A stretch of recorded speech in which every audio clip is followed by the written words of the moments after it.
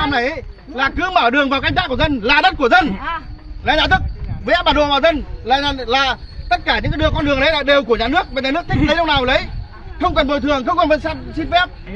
Còn thủ tục luật đất đai ấy, là nhà nước tự tách thửa, không cần phải xin phép dân, thích tách bao nhiêu thửa cũng được, muốn tách bao nhiêu thửa được. Đâu rồi, bắt dân rồi, tôi làm ơi, chứng kiến cho dân đây. Để đang cướp còn gì nữa. Cho dân, mà lại mang máy múc vào múc, rồi mang lực lượng đến đây. Lúc kiểm đếm ấy, là cướp đất của dân. Là đất của nhà gia đình tôi, đấy, cán bộ kiểm đếm ấy, đất của gia đình tôi phải chờ để giải quyết sau, để bồi thường sau. Đấy, xong bây giờ bồi thường sau này, mang máy múc vào, để mang đủ các thứ vào này. Tôi có một mảnh đất nào cho con tôi đây, nhà tôi 9 khẩu, nhà tôi mới có 100 mét. Cái việc mà yêu cầu là cái tái định cư thì chị cũng đã gửi khiếu nại. Thứ nhất là giải quyết lần 1, thứ hai là giải quyết lần 2. Thì chị cho rằng cái đấy là tôi thua các anh rồi. Bố tôi, cụ tổ tôi sống dậy cũng không thấy là các anh cái đấy đâu. Đây nhà tôi có đất thổ cư. Đây đất thổ cư đây. Có nhà, nhưng mà không bồi thường cho tôi tái định cư. Bây giờ còn cái đất chưa bồi thường của tôi, mà bây giờ mang máy móc rồi mang lực lượng chức năng vào ăn cướp của nhà tôi đây. Tôi khẳng định bác Tô Lâm ơi, bác Phạm Minh Chính ơi, bác chứng kiến cho dân đi. Đây, toàn bộ cái dân việc chúng của tôi chị nhé, cổ bé, tôi không làm gì được.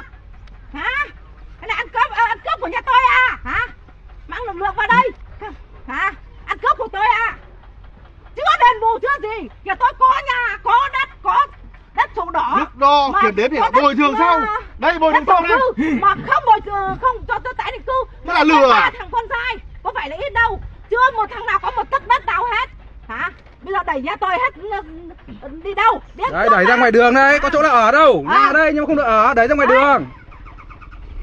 Chưa kiểm đếm chưa gì cả mà đòi vào cưỡng chế, xong bắt đầu là múc đất của người ta. Đất có sổ đỏ, số điếc đàng hoàng. Nên xuống cái anh cũng không giải quyết. Quyền các anh cái ấy. Nói bảo từ từ kiểm đếm. Kiểm đếm đâu? Đây này, cho máy múc vào múc đất của người ta đây này. Chưa kiểm đếm, chưa đền bù gì hết. Anh cho thì chúng tôi được, anh không cho thì lúc đo thì bảo là đất là đất của gia đình. Tôi không đánh con đường của gia đình, tôi không giết được. Giết thì chúng tôi phản tội, chúng tôi phản tội. Nhà tôi hàng tháng 13, 4 vợ chồng.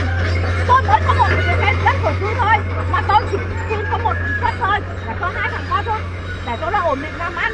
Nhưng mà cũng không được, mà có cái đường này chưa khác đấy thu hồi cho tôi, chưa kiểm đến và mang lực lượng chức năng mới nào ở đây múc là ăn cướp. Bác Phạm Minh Chính ơi, bác Tô Lâm ơi, giúp người dân chúng tôi để công bằng. Đất của nhà tôi là chỉ có 1 sổ, thì bây giờ tự tách ra lại bảo đường không bồi thường là thế nào?